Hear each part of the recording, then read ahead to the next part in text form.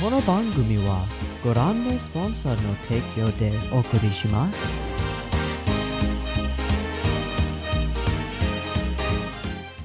Alrighty, lads and lasses, welcome everyone. I'm Teeaboo and I'll be here for Yu Hakusho episodes 44 and 45. I'm also going to drop this accent now because I don't know why I started doing it, it just happened. Last week we watched episodes 42 and 43 and they were great. They consisted of Kuwabara finally bonking Risho after a big fucking slog of a battle, and thank God because that guy was an asshole. Mostly supported by the power of love, and that's really it. He just saw Yukina and was just okay. That's cool. Yusuke went ahead and obtained his spirit beast from, like, episode 1. It's a weird penguin thing with hair, and I don't like how it looks, and I don't understand why it's here.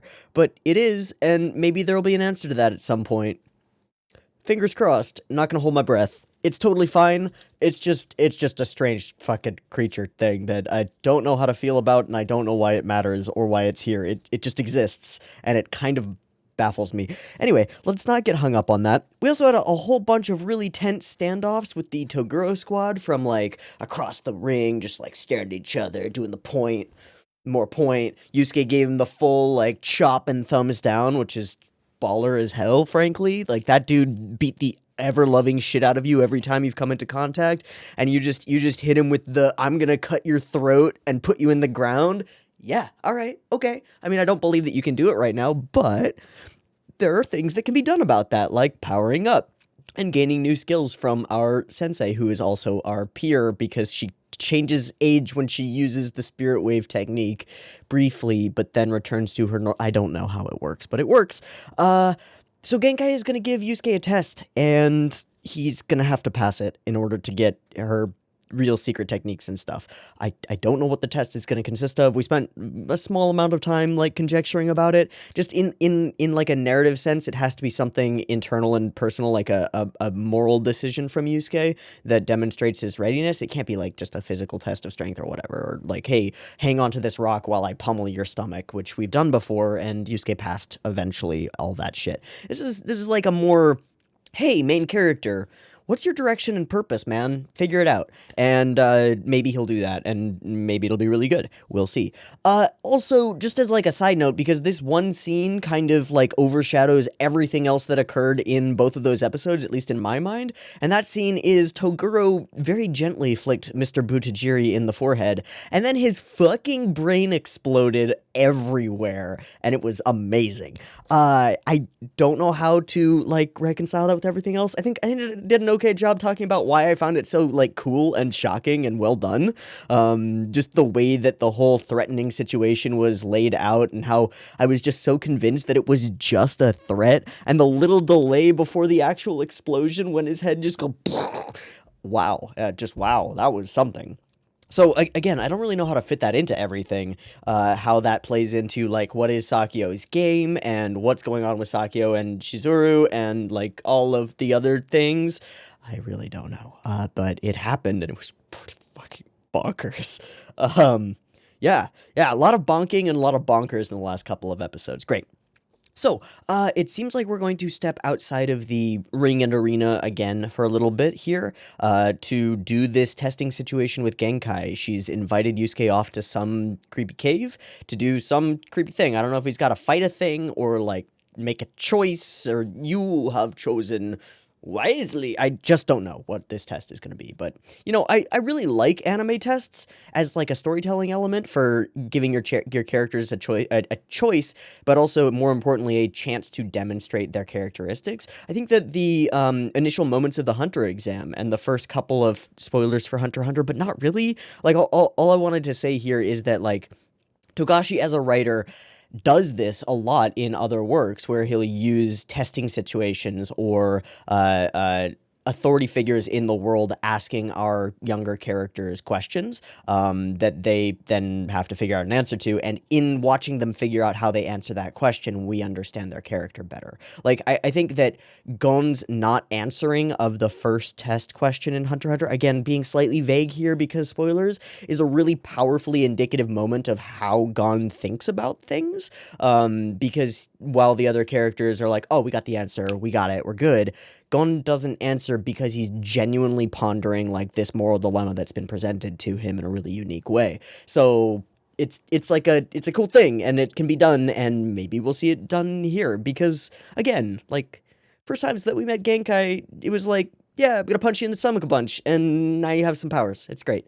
There were the testing things, but the whole test that she had before was literally just whoever wins wins, and I really don't care if they're evil. It's fine. I'll teach them my technique no matter what.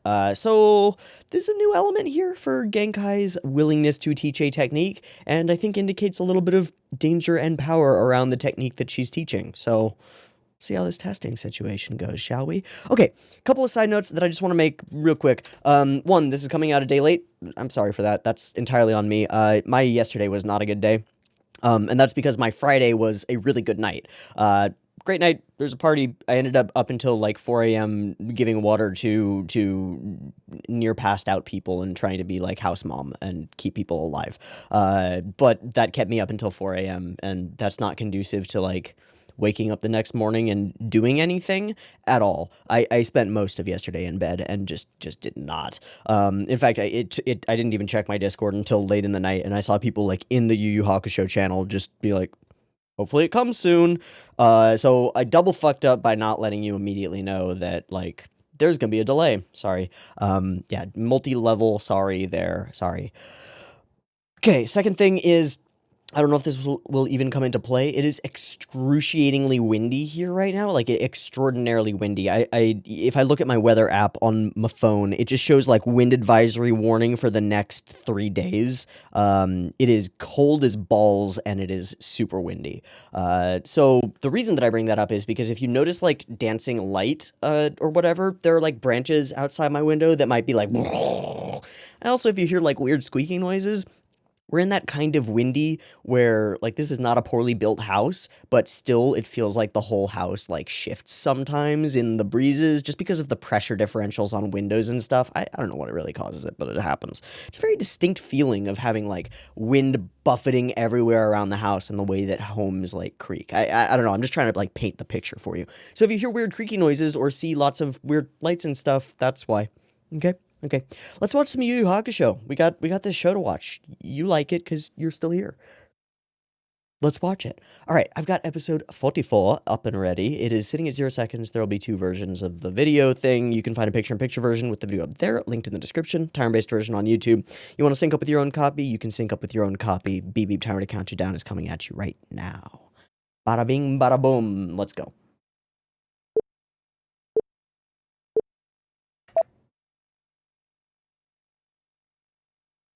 All right, looks like we're in business. I am going to sip on my warm tea because it is fucking cold.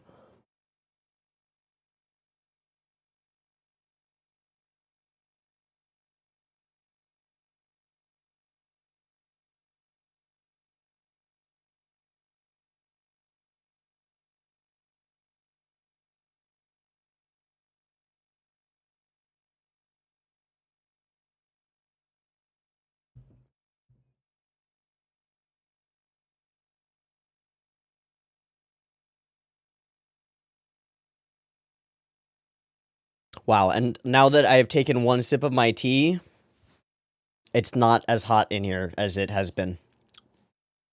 Thanks, internal warmth. That's how it works.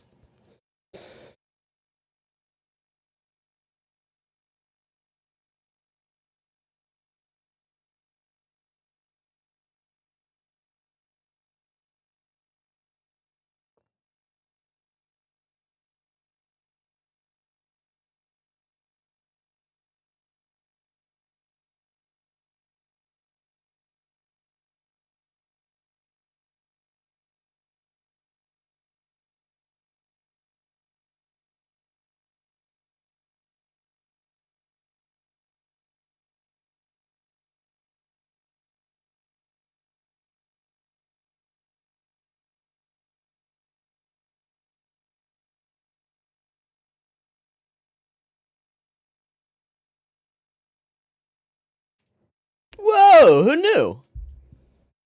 Yeah, that just fucking explodifies a mountain. Yeah. Yeah, and we know that Toguro knows that she's here and matters somehow. Okay.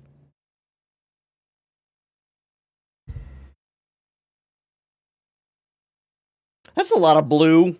I'm not gonna say it. I'm not gonna say it yet. That's still a lot of blue.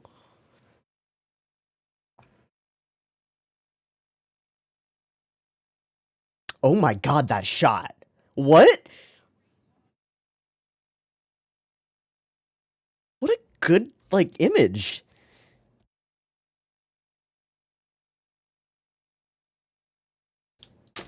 Not wrong. Ooh, if. What's the if? Oh, good. Yeah, I'm down.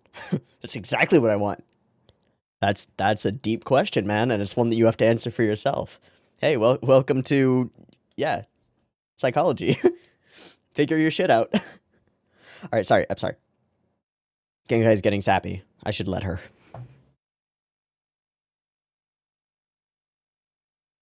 That's your week. Okay.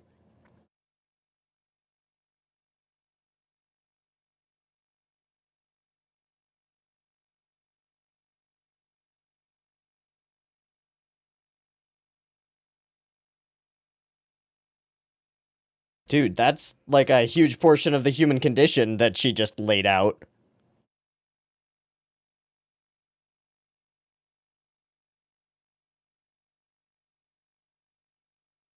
Ah, but you, young whippersnapper. Holy shit! This is about. Wait, this is like legit my philosophy of existence.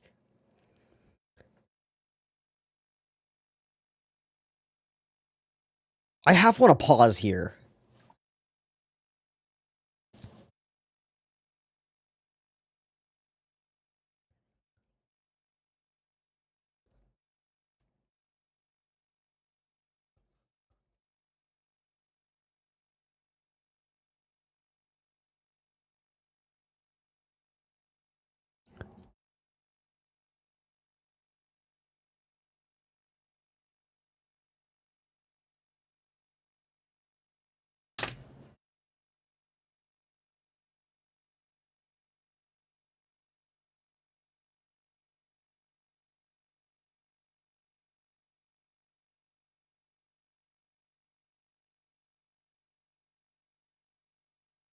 We're gonna have to pause.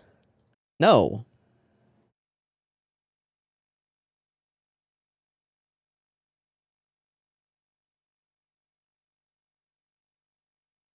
Jesus. Yeah, that's a big left curve, curveball. There we go. What's with all these like atmospheric shots? It's kind of interesting.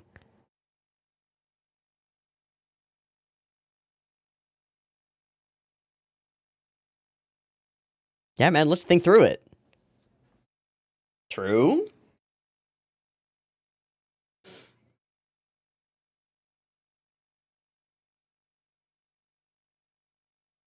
Oh god, I remember that bounce. Oh, stomach bonks.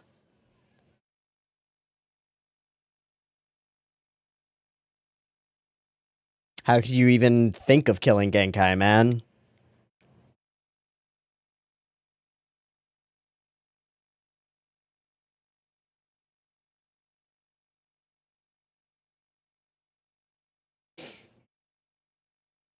Oh, we're going full to. Okay.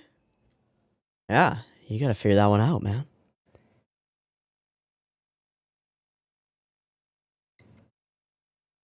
Go fish. Not good.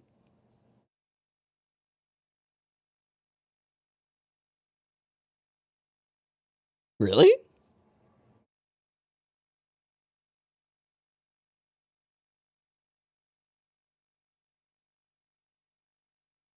God, why is getting a Joker bad? Hi. Hello. Snacks.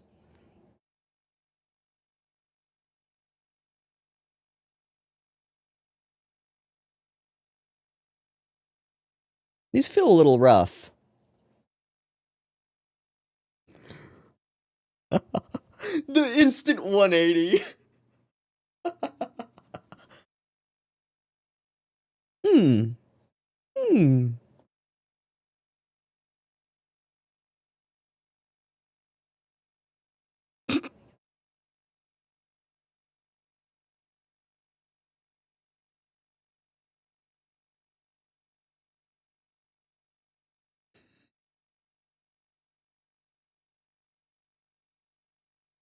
I don't think Shizuru has ever embarrassed you in front of your friends. I think she has only been really cool around you, man.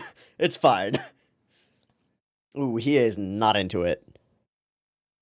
Oh, Yukina is in the room, isn't she? Oh, that's interesting. All right.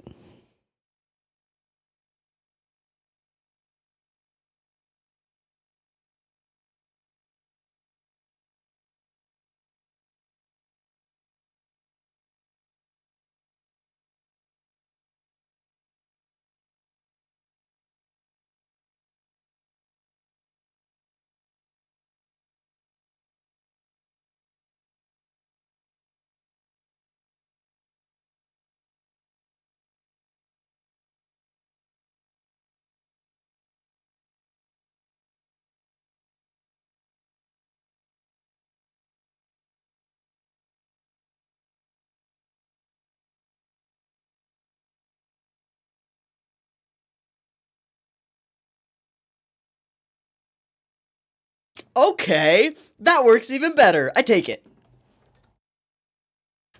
Yeah, I mean, maybe. Super great.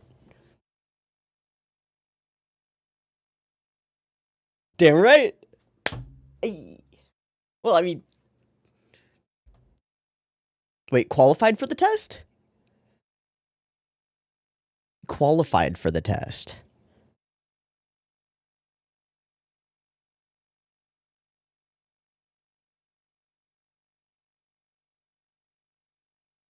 Actually, yes, you explicitly said that you'd be willing to do that.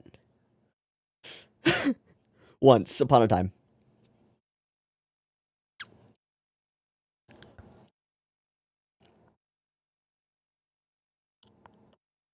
All right. We'll take it. We'll just leave it.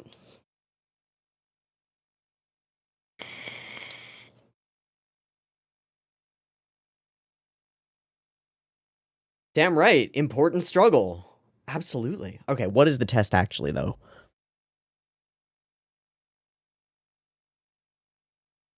Yeah, for sure. Oh, fuck. Is she gonna... That's what I thought. Way too much energy, right? Yeah.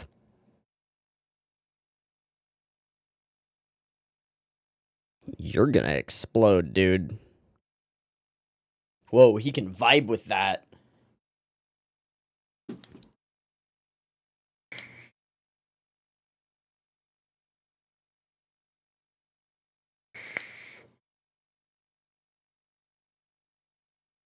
Okay. I'm just gonna write down unusual talent.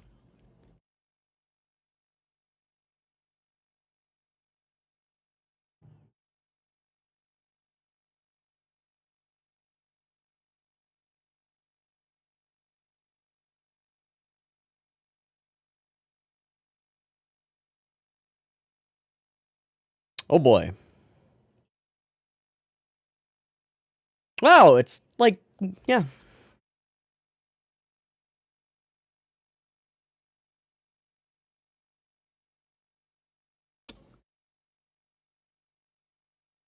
Wow.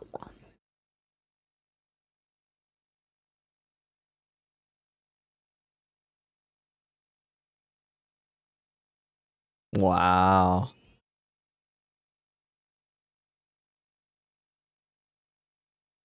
Well, that was easy. Was it actually that easy? I'd say just wait. Yeah. Let's give it a minute, please. All right, I'm gonna call that this is Shinbo then. Yep. Oh yeah. No. Yeah. That. Yeah. Uh huh. Mm-hmm. Oh, now we're red. Yeah, definitely. Oh fuck. Are we going to mid roll?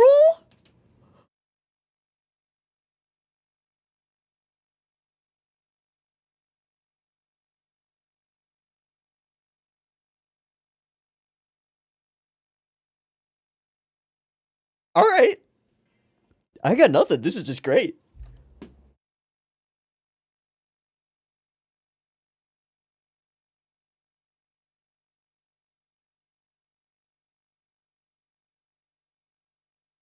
Is that the new arena?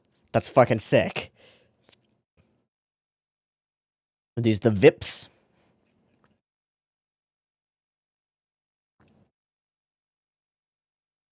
That's fucking sick.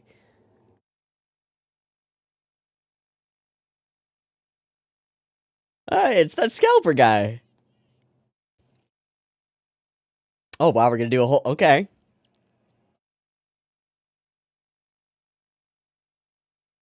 Oh, this is the place with the vagina pillars. Oh. Please tell me that that's still Kodo. That's not Kodo.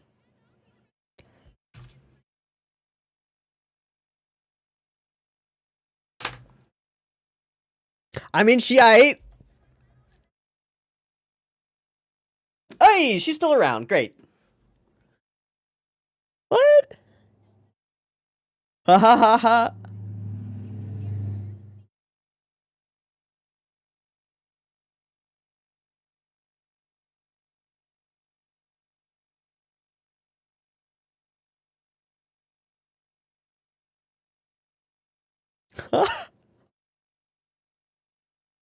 I feel like that was commentary on something.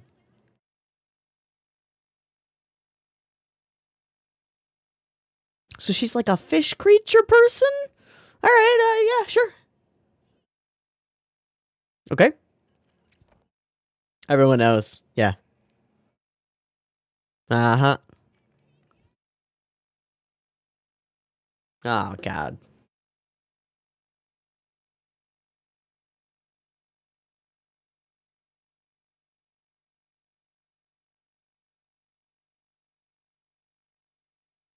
Fully expected.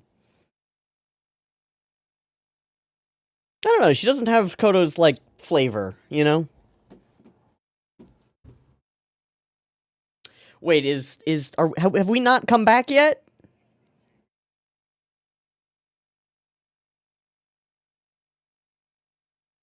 Well...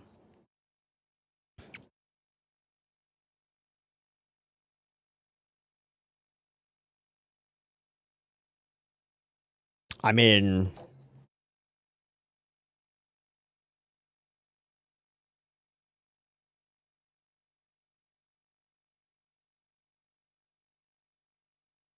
Fair, fair. Yeah. Yeah, this does look a little rough. That's fine. Okay, buddy. Let's not do that.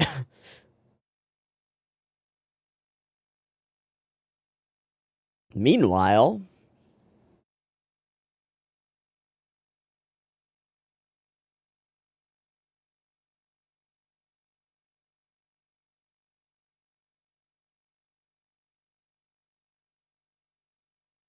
Okay, let's not. Meanwhile... Wait, we're not watching?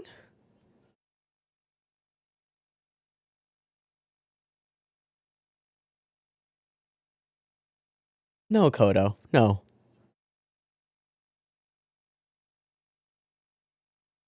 Oh, boy.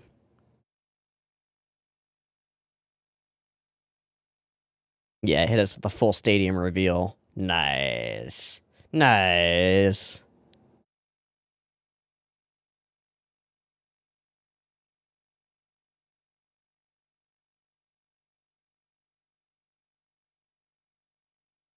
Okay.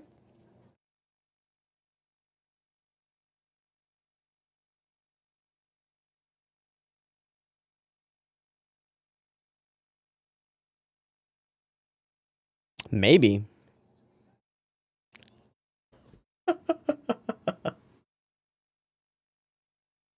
I think we're enough for you, honestly. Honestly. Yeah. Nice one, Kua.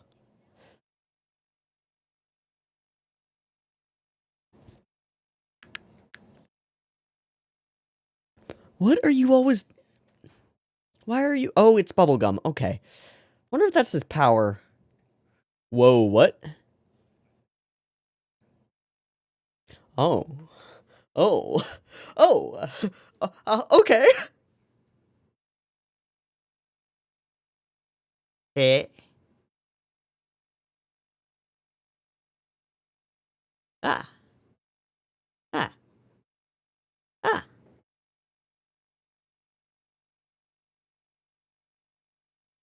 Sounds like fun. Alright.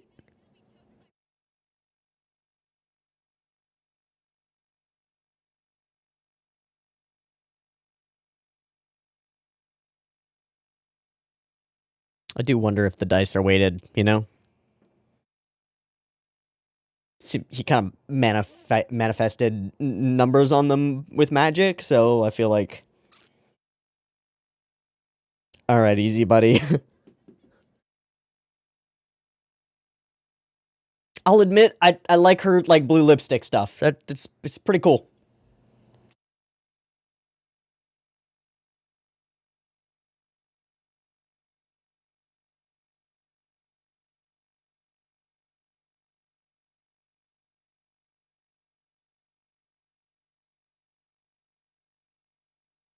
Just like that.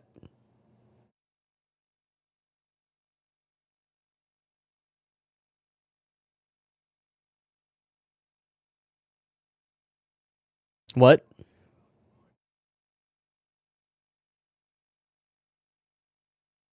Yeah, that's... Oh my god. What? What?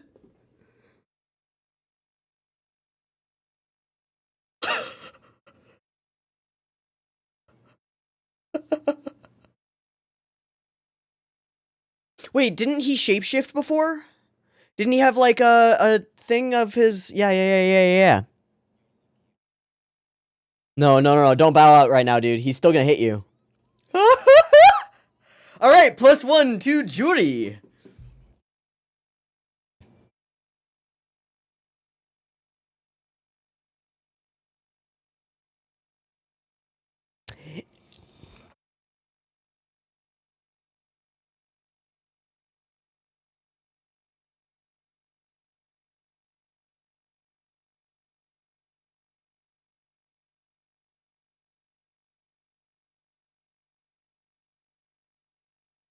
I'm not super worried here.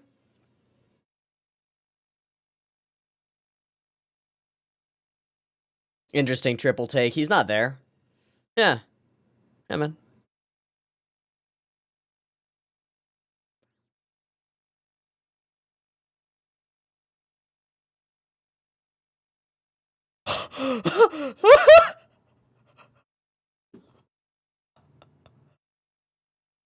Fucking brutal.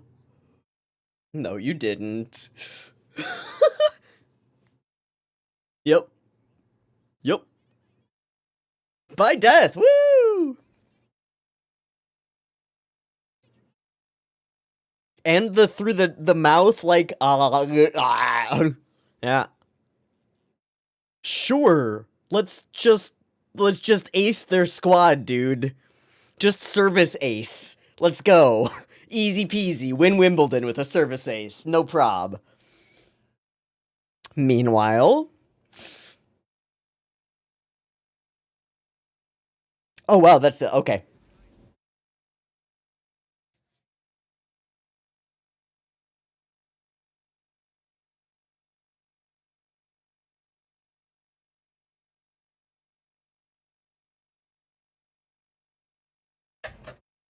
I don't actually want to know what the dice roll is, so we do know that there will be another dice roll, and I'm okay with knowing that, and nothing else. Excellent. Num, num, num, num, num, num, num.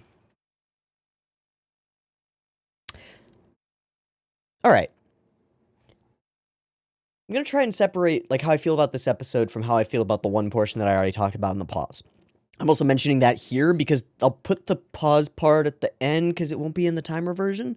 But I did pause pretty like immediately into the episode, just a few minutes in, because a lot of stuff happened. So go watch that portion. It's good.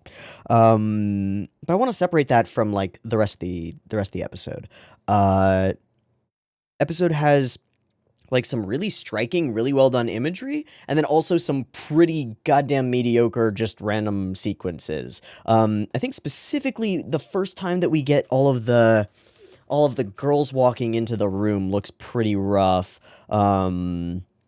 And this isn't like a direct indictment, it's just me trying to figure out what's going on production-wise in the episode. Like how budget is being allocated kind of feels like what it is, or something similar. And I'm totally cool with the way that it's been allocated. Like, I don't need every sequence of Kurama and Kuwabara and Hiei just dicking around at home to look fucking bonkers baller.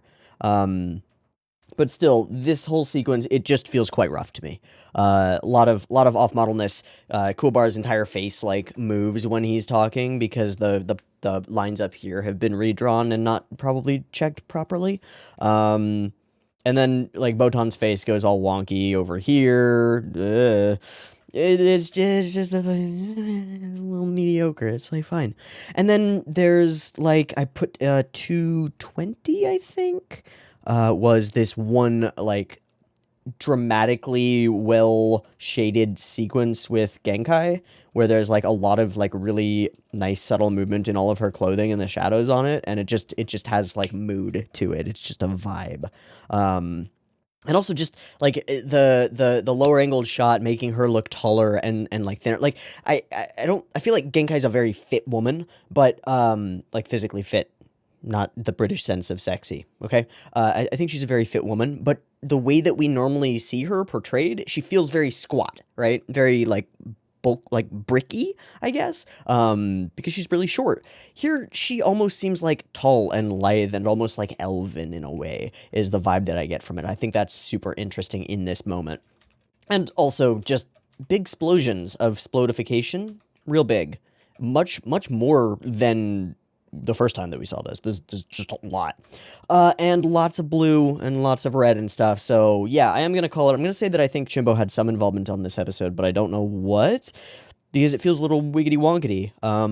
So, I am at this point going to go look up staff so that I can put this to rest in my brain. Okay. There appears to be no Shimbo on this episode. Storyboard Hitoyuki Matsui. And although the next episode is Shimbo. So, great. Now I know, and I've been... Okay, it's Hiroyuki Matsui on both roles that we normally look at. It's worked on Croissant. Alright, not a standout director or storyboarder. Solid enough, but not standout. Sure, fine. Yeah, sure, fine. Okay, I can work with that. I mean, the biggest thing that I really care about in this episode is most definitely the early conversation with Genkai. Just because I resonate with it so heavily. I don't want to overlook the rest of the episode because I resonate with this so absurdly highly, but, old age, yeah. Your techniques may grow more polished and your tactics may also grow more shrewd. I actually really like the way that they dubbed this with her almost jabbing at Yusuke by saying, like, and learn tons of neato techniques and stuff, right? Tactics may also grow more shrewd. But as far as standing up to overwhelming power goes, the day will surely come when you can no longer do so. Shit, man. That's like right on the money. I mean, you can even extend that into, like, the overwhelming power of just, like, the broad scope of the world exists and is not a terribly kind place, and you have to be pretty hardy to make it, you know? Let alone to actually influence the world and, like, express your will in a powerful way. Or especially a, like, valuable, powerful way that improves things for other people in some variety. Because you could obviously say that, like, Tokoro has the power to express himself in the world, and he's a fucking merc. He's a mercenary, essentially. That's all we know. Sakyo certainly has the power to express his will in the world, and it seems to be so far entirely around just accumulating more wealth, which... Like, maybe there's a bigger game plan going on with Sakio, and that's totally fine. But seems a little bit meh. I think that the presentation of like skills and information being passed down to younger generations by those individuals who have gained much wisdom over their lives but are no longer able to utilize that wisdom, and that the most effective thing that you can possibly do with the information that you accumulate over your years of existence is to pass them on to somebody else as a gift to allow them to get a head start in their own lives is the coolest thing to me. It's just the coolest thing to me. And I want to tie that into the eventual occurrence that happens here, which is Genkai puts herself in a lot of stress, right? To accumulate all of this energy that is hers and gift it to Yusuke, telling him that he needs to wrestle with and incorporate with this painful thing that she is putting in him, and that if he is unable to like integrate it and incorporate it into his self, literally like his sense of self, if you want to take it that way, then he will absolutely die. Or you could say, if you want to make this in line with the analogous metaphor that I've been going on, here's a piece of information that is difficult to cope with and difficult to handle. It's going to possibly force you to deconstruct and reconstruct your entire understanding of self and your relation to the rest of the world. And that's really fucking hard. And being presented with information that contradicts your current worldview can absolutely shatter a person. Or they can just brush it off and, like, ignore it completely and never incorporate it. But if you do want to actively engage, like, seriously and compassionately with ideas that are out there, you have to be willing to restructure your entire perceptive framework of existence. And that means, like, dying in yourself. In your own mind. You die when you do that. The you that was is no longer. And that's very, very scary to a whole lot of people. Ideas that clash with your framework for understanding the world can be utterly earth-shaking and genuinely destroy you. But both the incorporation of those ideas into you and the actual specific act of deconstructing and then rebuilding your perceptive framework with those new ideas in place in a way that's like consistent is extremely useful and is part of the process of becoming stronger. And I don't mean like lifting weights becoming stronger, but I do mean that too. It all sort of fits in. I mean becoming mentally more resilient, and by that I even mean like more capable of accepting and incorporating new ideas. It's a continuous process, right? And I think that a pretty solid definition of psychological strength is the ability to come across things that you don't like and deal with them, whether that's to ignore them or to say, I have no need for this thing, this idea or whatever. It's genuinely not useful to me. But to be able to do that, again, like compassionately and seriously, takes a lot of work. Takes a fucking lot of work.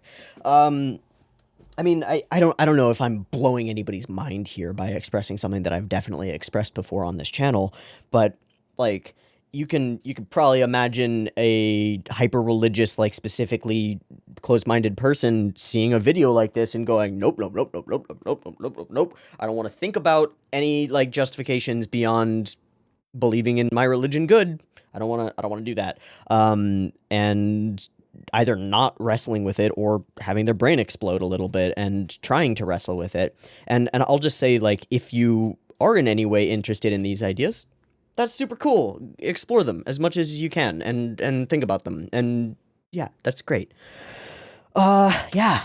So this is what happens, and now he's in like he's in a physical crisis of having an immense amount of spirit energy condensed into a little ball and then shoved into his chest, but he's also struggling desperately with like ideas and stuff. It works so well as the metaphor for exactly what I want it to work as a metaphor for, and maybe that's just like confirmation bias or me seeking out my own ideals in the media that I watch, which is a thing that happens a lot, and I think is also a thing that's pretty valid because that's how that's how humans work. And I think that a big way that we express ideas to each other is by or one way that we express ideas to each other is by talking about the different ways that we interpret things. Because I can't like take my perceptual framework and like all the things that I think are right that I've like structured in my mind and like put together into a like a pyramidal structure of like, oh, these are the things that point at different things that are good in the world, and each of those points at like a larger thing that's good, and then connecting those creates like larger and larger things that gets good. And in my framework, the like highest ideal is like information mainly, and passing it on. So that's like my framework. I can't take that out of my skull and just be like, here, you have this now. I can express the ideas in it, but it's way more useful if I express how I perceive things because of my framework. And then you get like a shadows on the wall, Plato's cave allegorical situation where you're starting to see like some of what I'm getting at, because it's fucking difficult to communicate deep-seated ideas to other people without just being like, I'm right, and yeah. Which is how a lot of arguments go really badly. And a lot of political discussions go really badly too. It's, you know, it's like, yeah, but immigrants are bad, right? And it's like, well, I don't know. I don't think so. And it's like, no, now you're bad because you don't think that immigrants are bad. That's how a lot of political discussions seem to work. I don't know. Maybe I just live in America and that makes things a little bit rougher over here. I don't know. Well, I don't know. We'll see. Wow. Yeah. Cool. Pretty fun episode. Pretty weird episode. Definitely has me thinking in ways that I did not expect to be thinking in an episode that has like a lot of like visual coolness. It's got the big explosions, all of the Genkai stuff, the eventual descent into this cave of blue shadows, many like atmospheric shots of just rain on the water or like just leaves blowing and stuff, which is not something that I super associate with Yu Hakusho. It tries to like snap through scene to scene, and I think that taking a moment there to just like vibe with Yusuke as he stands stunned in the rain, having been asked by one of the few adults in his life that he has ever had any reason to respect, telling him that he must kill her in order to seize the power that he will need in order to succeed and keep himself and all of his friends from dying, right? Because that's the whole situation here. He's just been given the moral dilemma that's like, you must kill the one adult who's been valid to you, like been a good individual to you and has genuinely taught you things. You have to kill her in order to protect yourself and all of your friends. And he chooses, one, not to do that, and two, that he would rather just fight alongside her and just cannot. I think that's fucking good. I think that was a well-written test moment and a better written answer than the one that I came up with. And an interesting just turn of events. And I really appreciate the sort of I don't know if it's really like an opening up from Genkai exactly, but once he does say this, like, okay, there are a couple things. One is that when we draw her in this state, she is much older looking than she has been before. It's not just like her features are that way, but she is more sallow, and I feel like her eyes are sunken deeper.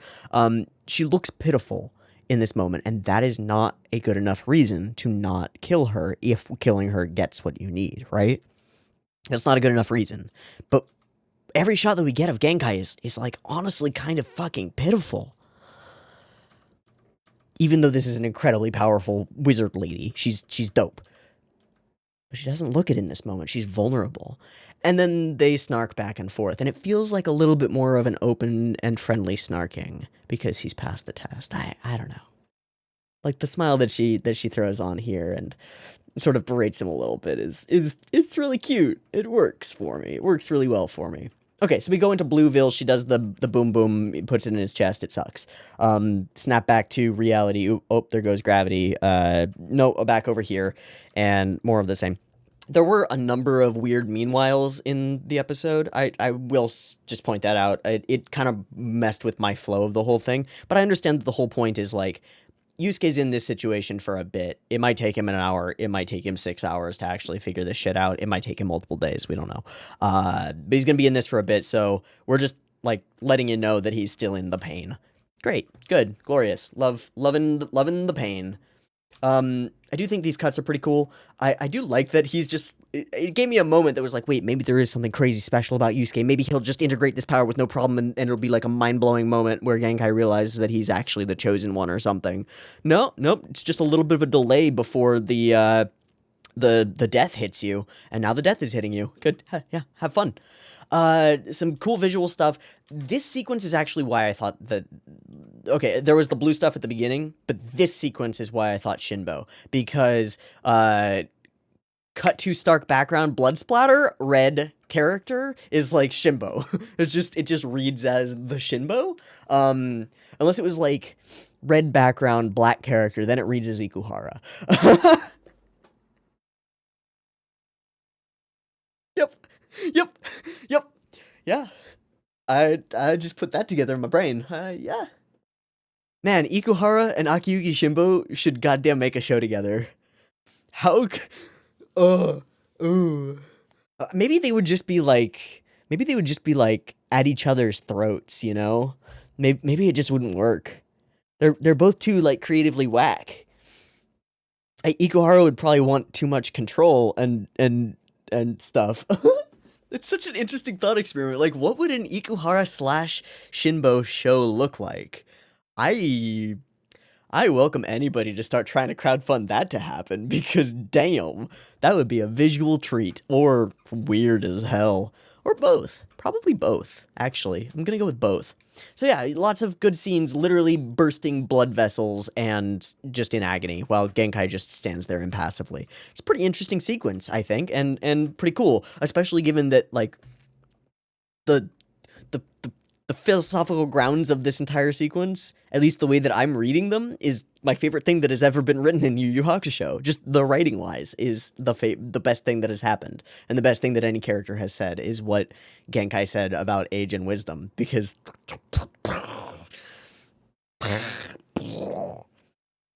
Yeah. Okay, so there are also some more simple things, like establishing and stuff. We got a new arena. It's really fucking big and crazy and spooky, and it's got spikes everywhere and weird, like, bone things and stuff. It's pretty goddamn dope. I just think it's a dope new arena thing. We also have a new color commentator, or caster, or whatever, named Juri, and she is some kind of a pretty hot fish lady person. I think she's cute.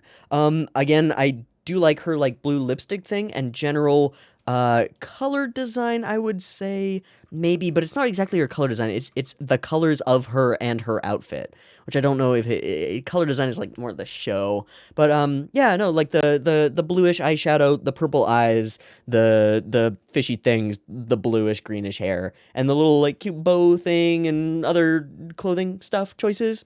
And then she's kind of wearing, like, a scuba suit with an open, like, naval window thing. I don't know. It's cool. It's cool. I think Juri's cute.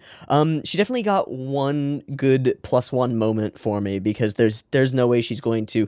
Koto just has a really huge head start at this point, and so far from what we've seen of Juri has been basically like, all right, guys, here we go. I'm the referee. We're gonna do a thing. It's a battle. Let's go. And is a little bit more like by the book than Koto is, which is kind of crazy to say, because Koto was usually pretty by the book until the book decided to change its mind and be a fucking asshole. I don't know. Where was the line that Juri said that gave her a +1? I legit do not remember. Yeah, no, I think it was just that Hiei throws the arm to her and she freaks out hot potatoing it across the arena. I think that was just the moment. Which I guess is just sort of like a veil falling. This is still not a human, but a person who's doing their job, you know? Sort of a moment, which I dig, and is one of the things that we got about Koto pretty quickly, is like, listen, I'm just the ring lady, I'm the ref, and I'm not here to fight you guys. It's sort of a vibe. Okay, I do think it also bears mentioning that the initial encounter with Makin Taro and Hiei is a fucking dope. It's pretty clear from the outset, just from Hiei's, like, general demeanor, that he is itching for some blood, and a little bit of that murder, just a tiny bit. And boy, oh boy, he gets it. Absolutely. So we did see this character, Makin Taro, do some, like, shape-shifting things with his arms in a previous, like, we got one clip of him during another fight, and he was, like, swinging an arm axe thing. So once we cut off his arm, it's like, wait a sec, can't he? Yeah, he can. Okay. But who gives a shit? One, the just utterly baller action of cutting a dude's arm off before he can see it and then hiding it behind your back in order to make him think that like he's still okay, and then just being like, you know, man, you should get your nerves checked because you didn't even feel me cut off your arm. Here's your arm. Yeah. I also quite like the moment of just shattered expectations from Makintaro, where he recognizes that his arm is gone and just goes full cry. It reminds me quite a bit of, it is a weird place to go with this, it reminds me of AC/DC from JoJo's, because that character just, like, goes and bawls a bunch once he gets injured at one point, and then he feels better, and comes back and attacks a bunch, which is basically exactly what Makintaro does, and that's totally fine. I like that. That's cool. It's chill. Yeah. But then, of course, the actual wait for it, dip out of my own cloak and clothing, teleport behind you, stab him straight through the top of the skull and down through the mouth while his mouth is open so that we can see the entire thing. Oh, I don't know if there's anything, like, more visceral than the idea of, like, something sharp going through the like, part of your, I don't like it. I don't like it at all. Nope. Nope. But that's the yes of the nope, right? It's a great nope. It's like, no, yeah, yeah, show me more. It's a little weird. All right. Do I think that I have effectively discussed all of this episode? I do. I will again say that you should probably watch the discussion that I did in the little paused portion. It's only like 5 minutes long, and it'll be at the end of the video. I'd recommend going and watching that because that's like the biggest and best part of the discussion, and I put it in the pause, and maybe that wasn't the best idea, but I had to stop and pause at that moment and get it out of my get it out. All right. Cool episode. Makintaro down. Another dice roll coming in. Don't know who it's gonna be. Cool. Let's move on to the next one. I'm gonna take a breaky thingy, do a sinky thingy, and be back in just a moment for that next one. See you there. Peace. All right, welcome back. We are good to go for episode 45 of Yu Hakusho, and we do know that this episode is actually directed by Akiyuki Shimbo, right? Let me go triple check that. Okay, yeah, it is directed by Akiyuki Shimbo, not storyboarded by him. Great. Maybe we can figure out, like, a better indicator of Shinbo-ness than it has the color blue, because I recognize I do that a lot. Now that we're going into an episode knowing that from the outset, and that we just watched an episode that was filled with lots of colorful things, and kind of felt Shimbo-y, but also kind of not. Maybe we can put our finger on differentiating what felt different there. Let's watch episode 45. Beep beep timer.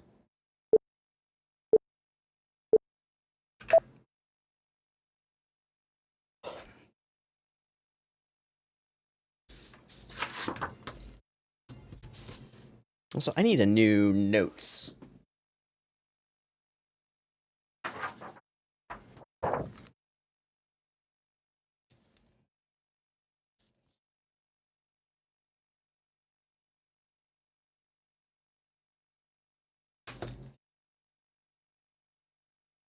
Oh.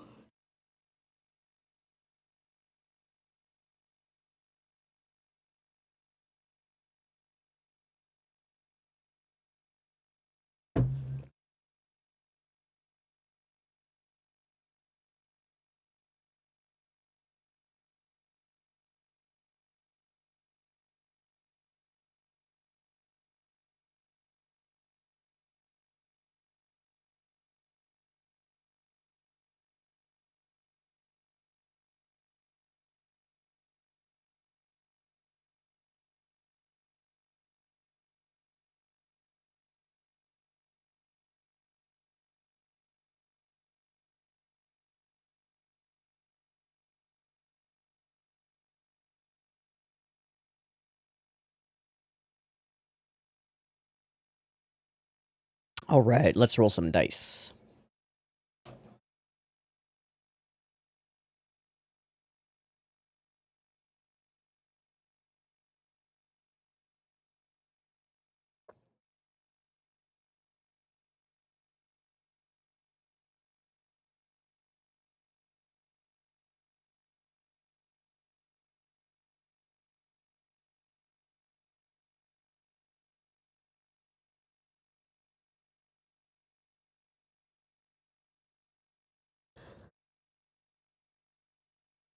uh,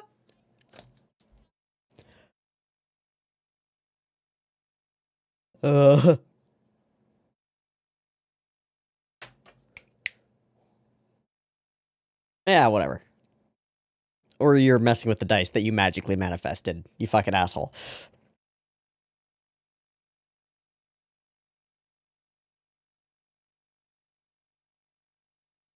Really dragging out that dice roll. That was a long walk.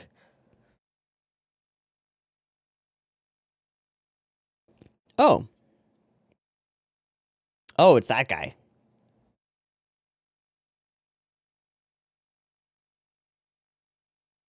He did say that he wanted to go at any point, right? So, boom, boom, here again. All right, let's go to Colorful Land. Wow, we did a much better job of establishing the location. That was really good. That's a much more striking angle.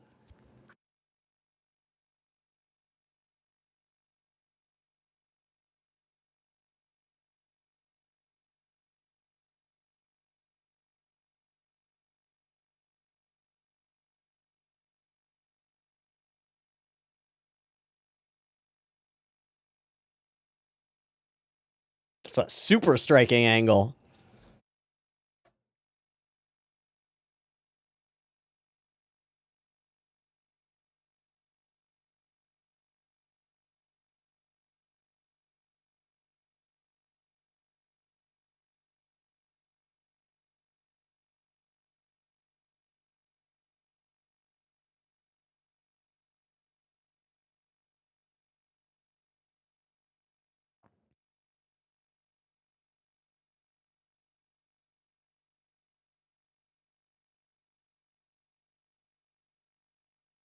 Whoa. You can't decide that for him.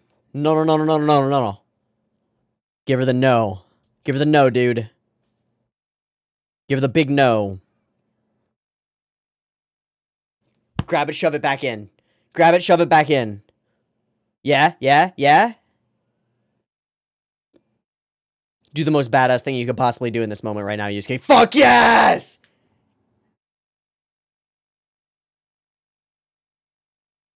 Hell yeah. No, no, no, no, no, no, no. No, no, no, no, no. By choice, baby.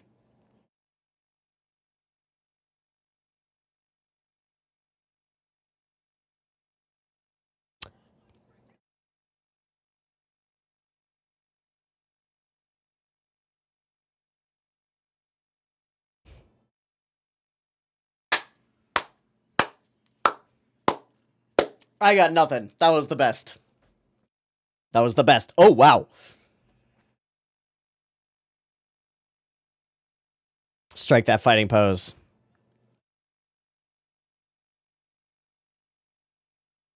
Yeah, he really was worthy, huh?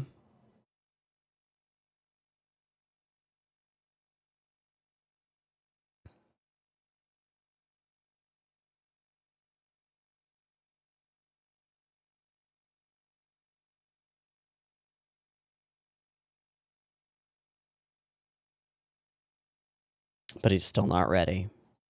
Yeah. He can get there.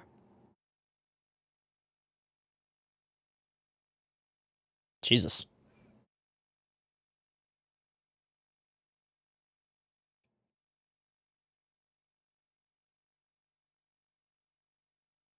Well, not quite.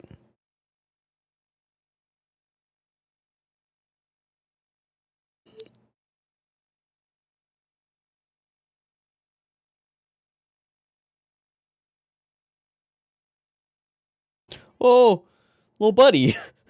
I don't even like you very much, but that's not okay. It's you again, right? You want to go again? Yeah. Alright. I don't like this guy. Mostly because he just chews gum all the time and then tries to talk around it. Do you think so? Okay.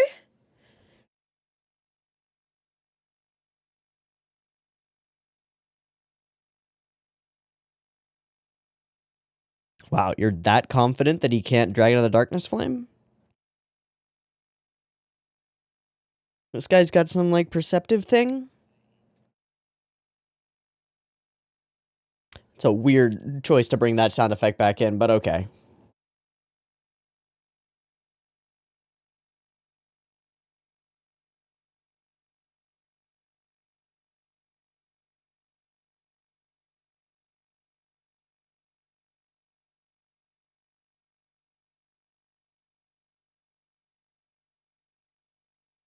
I mean, I'm down to just see this again. It's dope as fuck. And it was also a Shimbo episode, so... Yeah, man. Cool flashback, dude.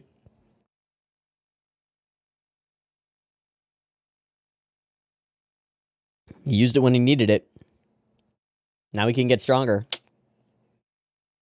Sure.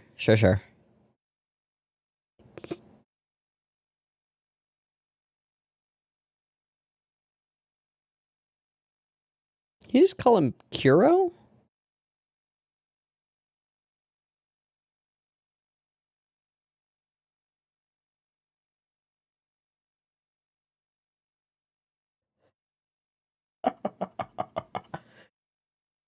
Okay.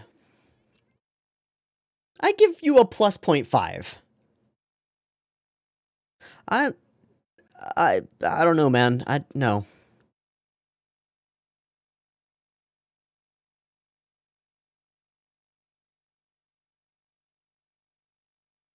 It's a little specialty? What? Why was that exposited to us so... Okay. What's with the gum, man? Oh, you're gonna spit it out now. Just on the floor?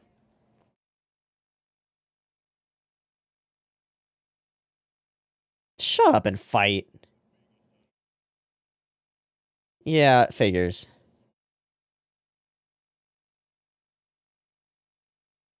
Classic bad guy behavior. Just classic.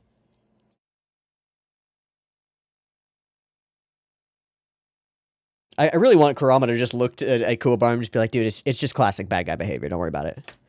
Oh, no, please don't.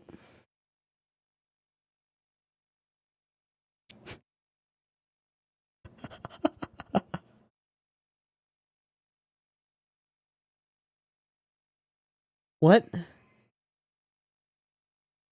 We got another blood person?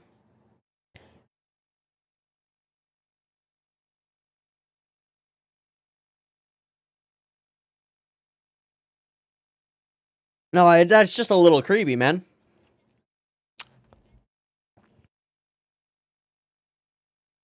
I mean, it's obviously a technique.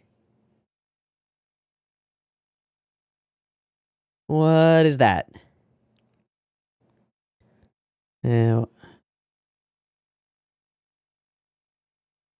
What? What is happening? Okay. Go hit him right now while he's charging his thing that he apparently needs time to figure out. He is changing, isn't he? Or was that just a weird effect? Is he doing some body mod right now? Are they all shapeshifters to some extent? Okay. Wait, did he just get hair? Okay, yeah. That body of yours does that thing that it does. Oh, he is fully aping out, isn't he? Yep.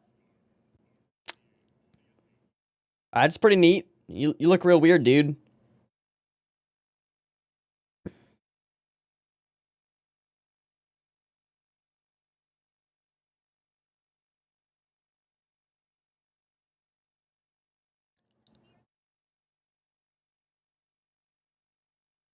You know what? Sure, fine. Yeah, alright.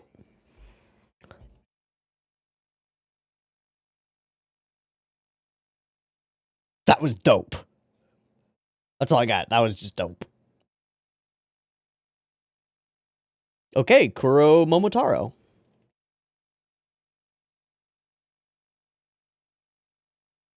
Oh, he seems to have... No, he was always that tall. He is just short. I don't know. He's pretty fucking confident in it. That was dope.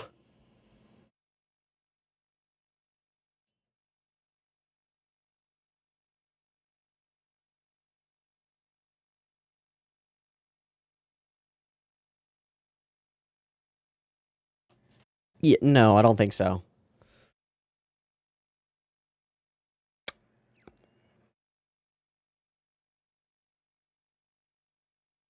Looks like it's gonna be Dragon of the Darkness Flame or nothing, isn't it? Thank you, Kurama. Thank you.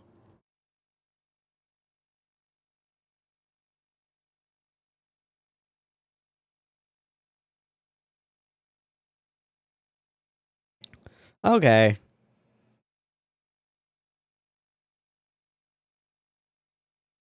Not okay.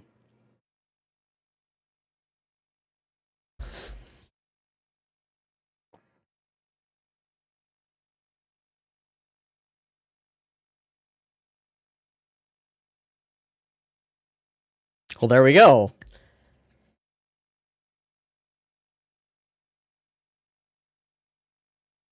Oh, wow.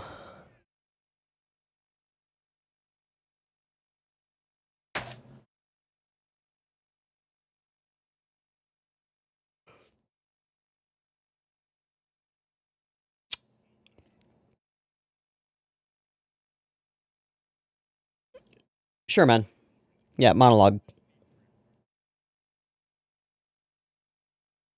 Which is why he cut himself. And you're just fully immune? That's some bullshit, dude.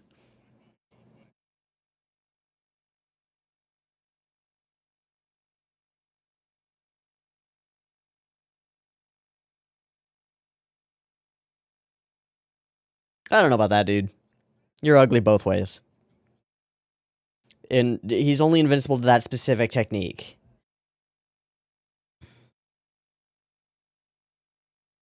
No, it's limited. It's super limited.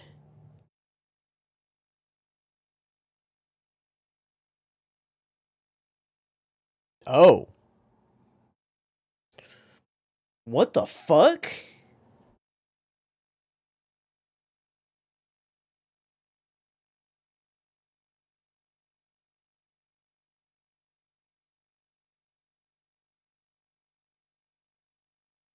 Good. He's a terrible boss.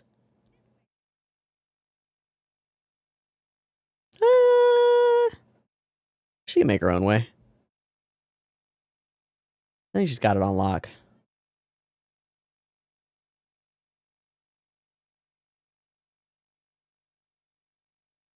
Does he need water? No!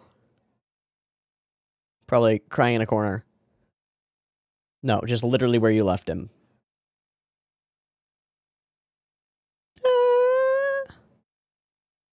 Not so good.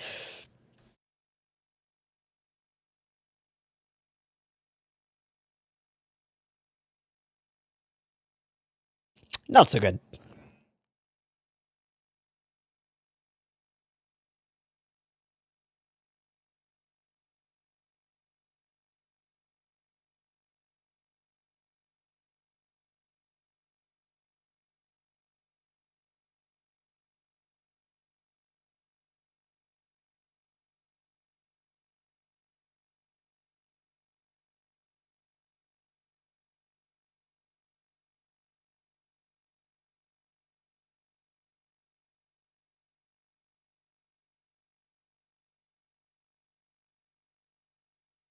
Cool. Yeah. Cool. All right.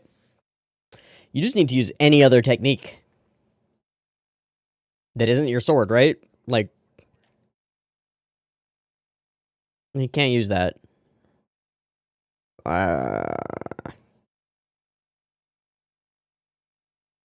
Oh, you can continue memorizing more attacks. I didn't realize that. That's fine. Nope. No, nope. Hey, we're going Jiganai. All right, cool. Good enough. Probably not good enough, actually.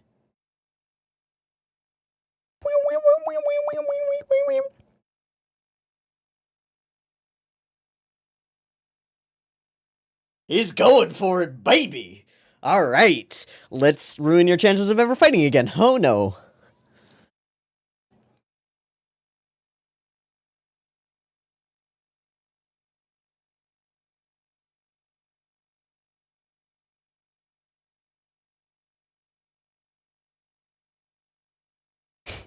It's a fun line.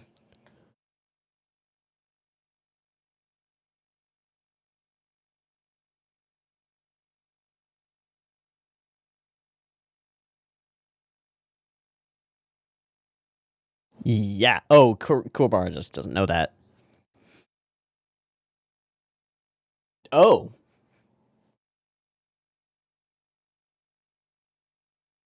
Oh.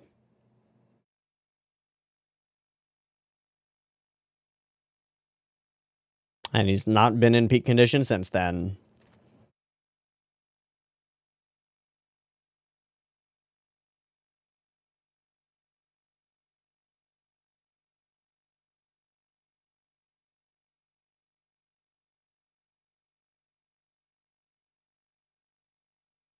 He's pretty fucking cool.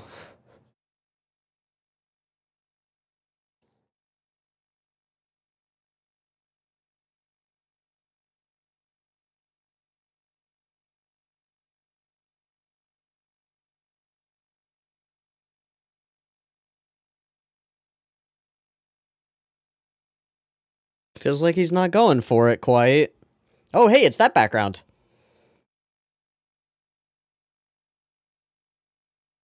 Oh, that's new.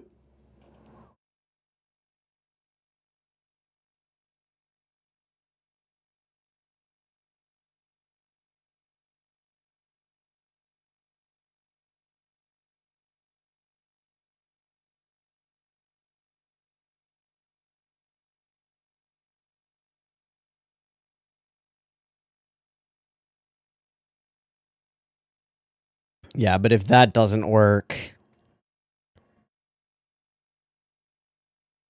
Looks like it mostly worked.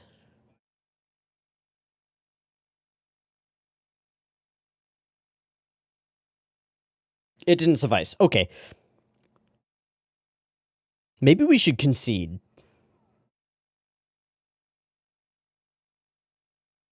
No, but then he'll have to fight... Oh, shit.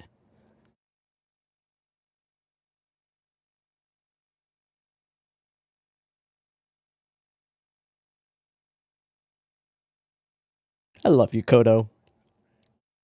Okay. Yeah, I actually have no way out of this one. Oh, he needs another smoky thingy. Go punch him right now.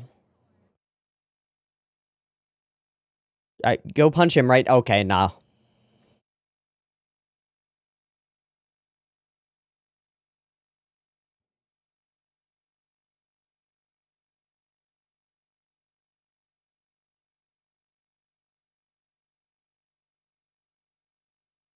He's becoming semi-draconic, yes? That's a lot, dude.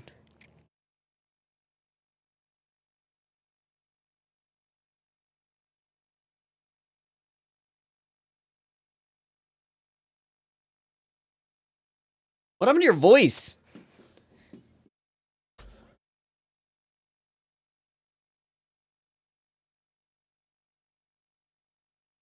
Yeah, this is bad.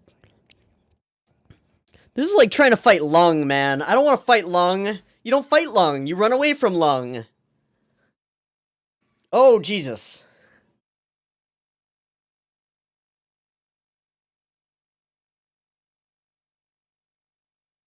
Pretty solid, I don't know here. I don't know. Enough. Enough is how much he can take.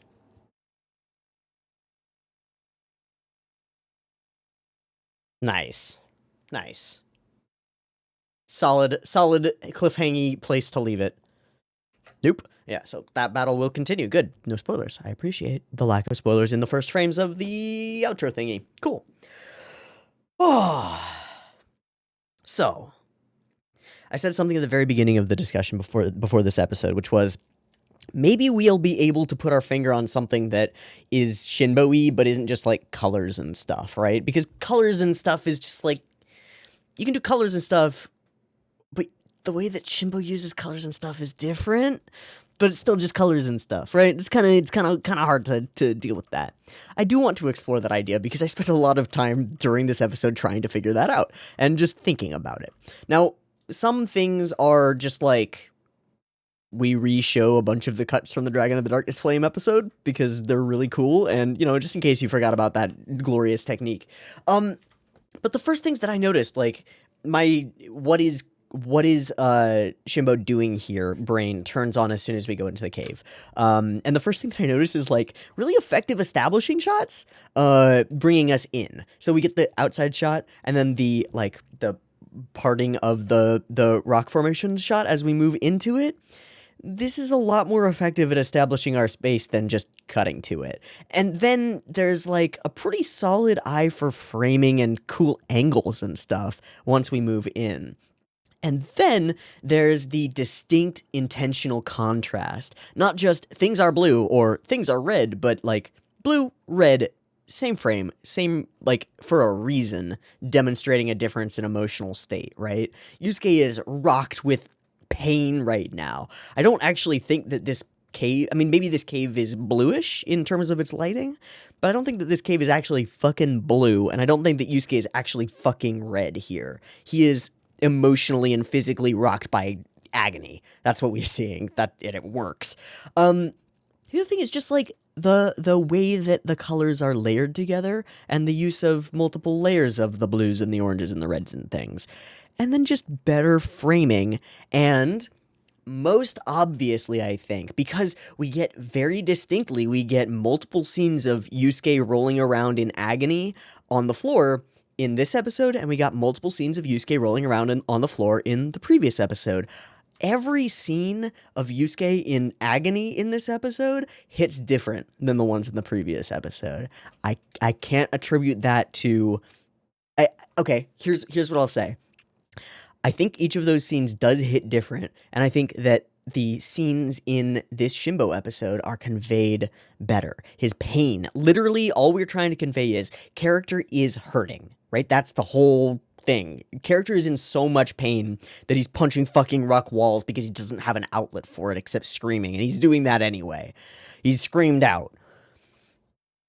But it's the shots and the way that we string them together and the flow of what we show when. We show the blood drip, then we show the struggle as he's just holding himself up. We pan up to his like grimacing face and eventually to his opening eyes. And then he lurches forward in agony. It's the understanding of like how we visually associate emotions and feelings with what we're seeing and how to like tap into that. And I think Shimbo's just really good at it.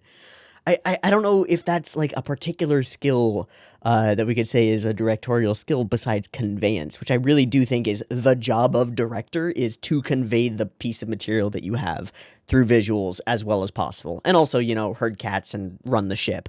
But yeah, I think that all of these convey everything better. Like, this is a distinct choice to cut to this shot of his arm that's like differently colored than the previous scene, and it blows out blood, and then we see the resulting agony from that new agony piled on top of the rest, and then run and go and punch some walls while like doing that. I don't know why he's doing that, but it's a thing he's doing. And then more really interesting shots like this one of Genkai. And I don't feel like there's like a read into this shot or anything. It's just an interesting shot of Genkai, right? I don't think we would say like, oh, we're in a low angle shot because Genkai is looking down on it. It doesn't work. We could try to pull something from that, but I don't think it works. I think it's just a cool way to show where she's at in this scene.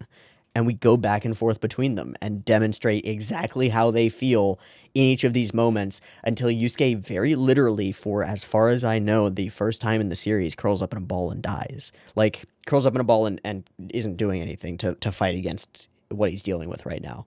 And this is the lowest point that this character has been at.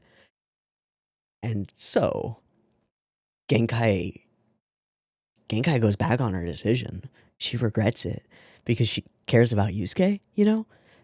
As snarky as their banter might be, she doesn't want to kill this kid by trying to give him immense power before he's ready, and I think she's, like, genuinely terrified that she has just done a bad. She goes up to him and tries to undo the bad. It's too much. I will take it from you. Now, we then go into a full color shift where everything is blown out white instead of being the reddish and the bluish, as this glowing sphere illuminates the entire space. And here we're just utilizing light and shadow to create an entirely different vibe, and it works. And from that moment, at the last second, he fucking reaches up, grabs it, tells her to fuck off and stop telling him what's good for him, and shoves the goddamn sphere of literal condensed agony back into his chest himself by pure force of will, right? I don't think there's anything that you can do to like prove yourself as a character, right? Because it's one thing to look at Genkai in the eye last episode, and she's holding this orb and like, are you fucking ready? And you go, yes, I have no idea what I'm getting into. You told me it'll hurt, but I'm ready. There's a huge gulf between doing that and having experienced this agony that has genuinely shattered everything that we know about the character Yusuke and turned him into a rampaging pain monster is what he has become. Now he knows what a 10 in pain feels like, and he just willingly submitted to it again. I think that's badass as hell, and I think +1 to Togashi on the writing front, because that's just a dope character moment. No, give me the pain back. I need it. Ah! I love that. I think it's just a really good goddamn moment. You know, you talk about determinator type of characters that just willpower their way through everything, and often it's just like an archetype that they just are, right? And it's kind of more rare to get a specific scene example that you can point at and say, that right there was like well conveyed determinatorness, and I am for this character doing this thing to themselves and for themselves to get through to something better, right? Because that's the whole deal with determinatorness. It's like, the world sucks. You push through it. We respect characters that do that. But this is some next level shit. Again, who just experienced what the amp that goes to 11 on the pain scale actually feels like, has the chance to walk away from it, and then shoves it back into his chest. Ugh, what a moment. Good moment. Solid moment. Lovely moment. And then going back to just pummeling rocks and stuff. Fuck yeah. Also, the entire color scheme around Yusuke changes somewhat. He becomes more yellow than red as this goes along. I don't know if that's like particularly intentional, but it exists. Okay, girls wake up. Bad dreams for Keiko. Yeah, it's just bad dreams for Keiko. I really don't like this Kuromomotaro guy. Toguro seems to be aware of this dude. I guess he just has the deets on all the people at the place because Sakio, I assume. But seems to be aware of this Kuromomotaro guy. I have to wonder if he really does become invincible to any form of attack, which is the stated nature of his technique and his bullshit. It seems like you just need to attack him with something and then prevent him from using one of his squeezy balls of stress ball power, because then he doesn't become invincible to it, right? I don't know how the mechanics of this shape up, but like Toguro as a fighter has physical force, right? That's his whole, he has the physical force. So just theoretically, if Toguro punched Kuromomotaro and Kuromomotaro somehow didn't die from the initial punch, Kuromomotaro could then become invulnerable completely to everything that Toguro could do to him? It seems like a little bit of an OP move thing. Like, what? I don't know what he is going to be able to do about this guy. I just don't know. I'm pretty curious about this fight, but I'm not curious enough to get cliffhanged into the next episode, even though maybe I should. But I'm pretty curious. I don't know how we're going to deal unless we go full Dragon of the Darkness Flame and try to evaporate him, which I kind of thought we were going to do at one point during this episode. A lot of nice will he, won't he over that stuff. Okay. Second thing that I just want to say about each of the Ikuhara episodes for a while now. Really dynamic fight scenes is not what I associate with him, and I need to start doing so. There's a lot here, from kicking his teammate out to the toss of the blade. Like, he throws the blade back to him eventually, after cutting himself and bleeding oh, yeah. And then, oh, that's such a weird scene. Why does he get what seems like orgasmic pleasure from this whole thing? It really, that wigged me out big time. He just forfeit. So good. Yeah, this part. Oh, yeah, that said it hurt so good. Oh, yeah, baby. Now we're talking.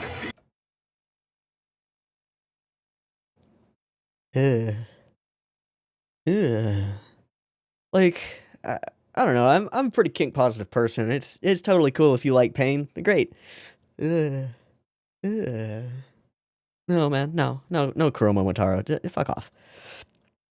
I don't want to listen to your grunts of pleasure as you cut yourself. Fuck off. Many times, fuck off. Okay, but there's like the moment when he throws the sword back to Hiei, and Hiei like punches it out of the air and then catches it again, and I think that's super dope, and I want to find it.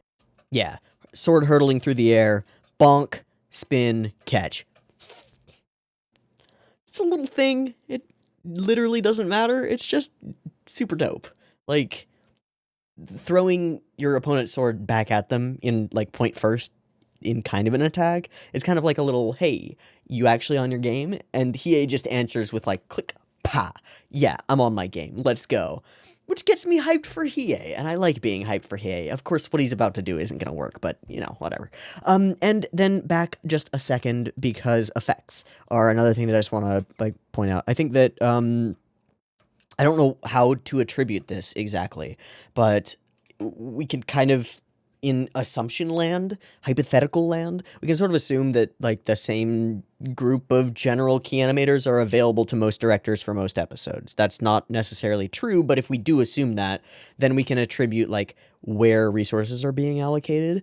And I think that one of the things that Shinbo's episodes demonstrate is, like, the power of good effects. And by that I mean, like, the smoke stuff, the beast transformation, and then there's, like, a bunch of lightning shit that happens a little bit later. And this stuff, which is kind of lightning-y, but also super different, and spirit energy-y, and flickery, and kind of wavy at the same time. It's just unique and different.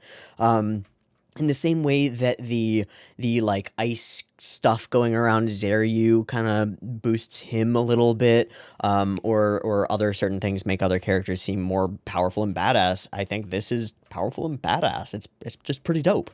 Okay, we move along, because there are some actual fighting sequences here that are, again, extremely dynamic. And I think we jump into one immediately as Hiei, like, smacks his hand against the ground and then launches himself forward, is what I remember. So, smack hand on ground, launch forward. Really uniquely dynamic shot, where we show the ground and then leave it behind so that we don't have to actually deal with background animation, because background animation is fucking bullshit. And then we can just zoom in. It's like, it's doing all of the corner cutting things, but it's doing them better. And then we do actually background animate for the second portion of this, and it's also really fucking cool. And then multiple flashes of awesome light. Here's all that electrical effects animation. We as an audience are kind of in a moment at this point where we're like, is it gonna cut? Is it not gonna cut? It's not gonna cut because he's invincible, but we're kind of wondering. Lots of cool flickers, lots of cool, like, just dropping the color out of him and turning him white and black, and then bringing it back. It's just really interesting. And, you know, I believe that there are plenty of unique techniques in the next few seconds as well. Oh yeah, I do quite like this little moment where he's just, I'm here. Yeah, that's fun. Okay, what I'm going to do is I'm just going to let it roll, because I know that I'll miss some of the cool things that are in just the next few minutes. So I'm just going to let it roll and then stop and show you which things that I'm talking about, and then then I'll just continue, and it'll be chopped up a little bit, but it'll be okay. Wow.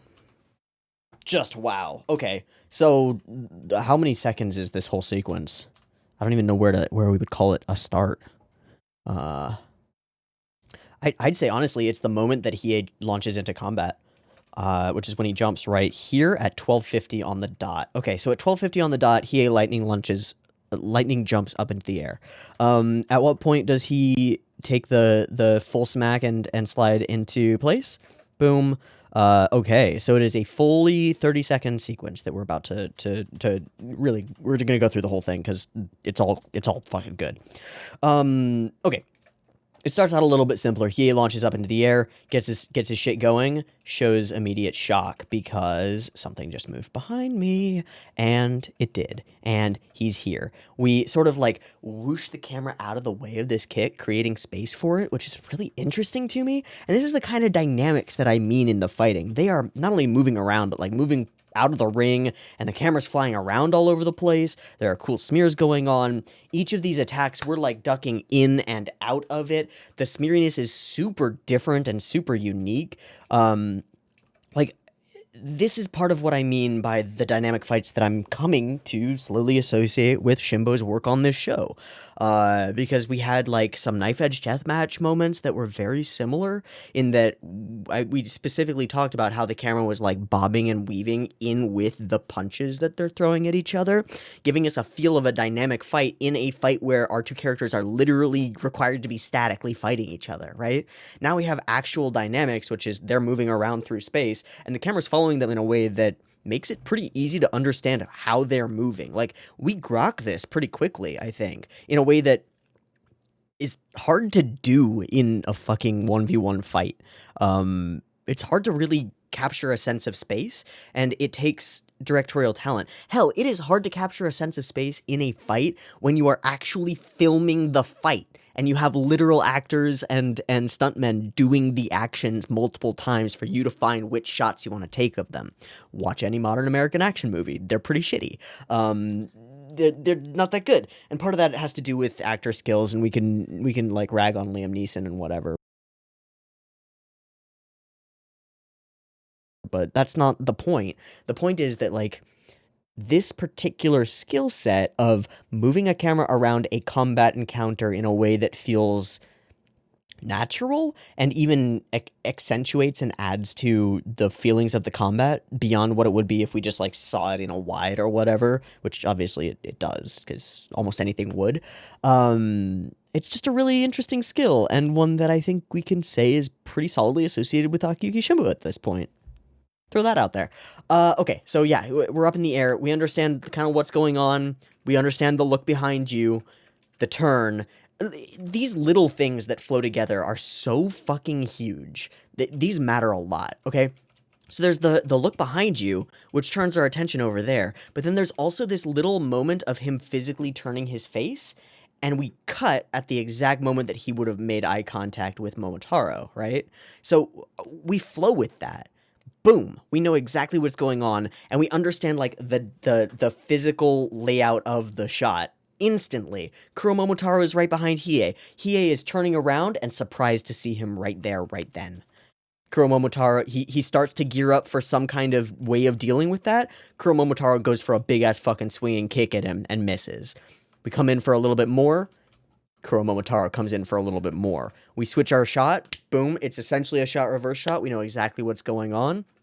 Now we're following Kuro Momotaro's punches as Hiei is bobbing in and out of our space. Flicker, flicker, flicker, boom. Oh yeah, we miss, and then he does land the chest shot. But that is not what rockets him out. He goes for the full two-handed hammer fist. Okay, and it is at this point where I'm pretty sure that everything goes utterly bonkers, and we use like 6 unique techniques in the next 10 seconds. So, boom, we hit him. We do this whole panning shot. Great. Repeat to another angle. Sparkle, sparkle, sparkle. These superimposed eyes that just flicker on and off, in and out, are, I would consider, one of those unique techniques. And I believe at this point in the reaction I said, there we go, because that's just a thing that I don't think anybody does except for Der Shimbo. The way we frame this shot is, again, like really unique. Like, our camera is effectively in Kuro Momotaro's chest right now. We can see his chin and his arms, and he just came down with a hammer fist. So we framed Hiei falling through that. That's just an idea that I don't think I could have ever had. Like, 2 dudes in the sky, one of them smacks the other dude. What's the next shot that you cut to? Not this one. Not this one, but it's cool. Okay, flaming, falling, Here's another one. The slash across with Hiei falling and our reaction images it's totally unique. It's pretty fucking cool too. And then we go from that into a genuinely amazing just action shot of the slide right here. I think that this shot with the full camera pan, the environment like actually matching up and feeling right, the look of shock on his face as he's still scooting backward, the general effects on the dust cloud that's shooting up, and the scribbly lightning effects on just the power that he just dealt with, all of it compounds to make a really cool shot. So, with the distinct possibility that this will get a copyright something because I'm just playing like 30 seconds of content without pausing it, no sound. Just gonna play that whole segment again and see if you see what I see.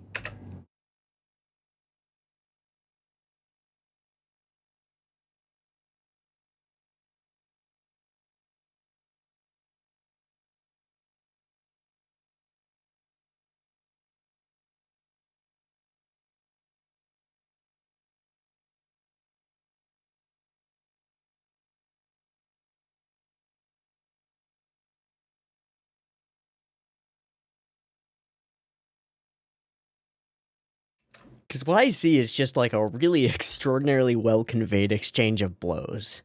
Like, really fucking well.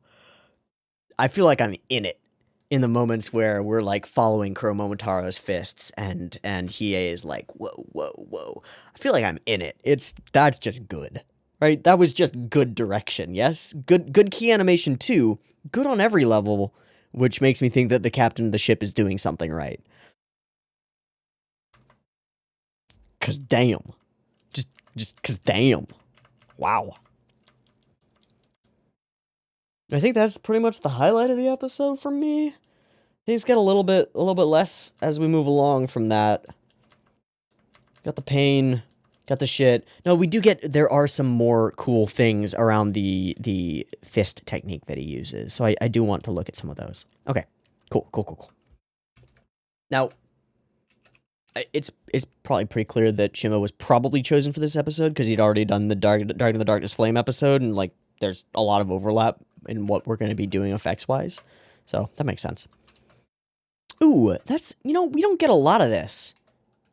I need to keep an eye out for this as well. Just the shifting of focus is a really simple technique that draws the eye around the frame, and I need to keep an eye out for it consciously. Okay, I'm gonna do the exact same thing. I think that this sequence was pretty cool. I'm gonna watch through it and figure out what's cool about it, and then we'll talk about it. Yeah, all right, okay. I think this one's a little bit simpler to explore. Challenge from Momotaro. Hiei goes ahead, his eye squints, he starts running, does a cool jump thing. Rawr! And then he goes kind of black and white, and then we cut out the background to that red thing that Shimbo seems to like quite a bit, and I like it a lot. We jump up in the air, and we try to punch him with our fist thing.